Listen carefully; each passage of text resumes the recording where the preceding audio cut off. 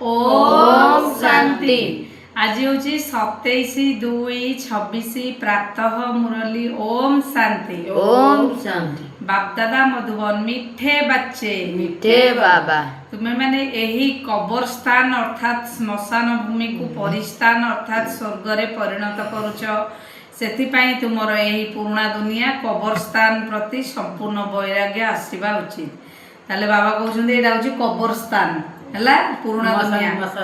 प्रश्न बेहदर पिता निजर रुहानी संतान मानकर अति विचित्र सेवक अटंती किपरि उत्तर उत्तर बाबा कहते पिला माने मु तुमर धोबा अटे केवल तुम मानकर नुहे सारा दुनियार छी छी अपरिष्कार वस्तु को गोटे सेकेंड रे सफा कर दउछि। धोबा सफा कर आत्मा रूपी वस्त्र स्वच्छ होगा द्वारा शरीर मध्य पवित्र मिली थाए। बाबा एभली विचित्र सेवक अटंती जी कि मनमना भव रूपी को मंत्र द्वारा समस्त को गोटे सेकेंड रे सफा कर दे था।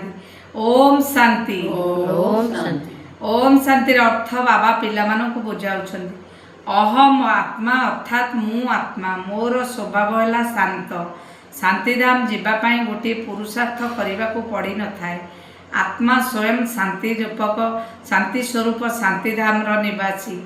हाँ किछि समय एठारे शांति रे रही पारिबो। आत्मा कहूँ मु कर्मेन्द्रिय गुड़िकर बोझ द्वारा थकी जाइछि सेथिपाई मु निजर स्वधर्म रे किछि स्थित हो जाउछि।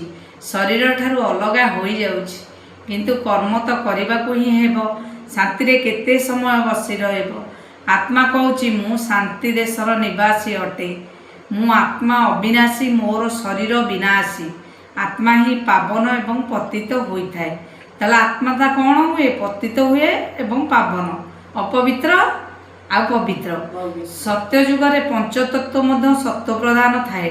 एठारे पंचतत्व मध्य तम प्रधान अटे।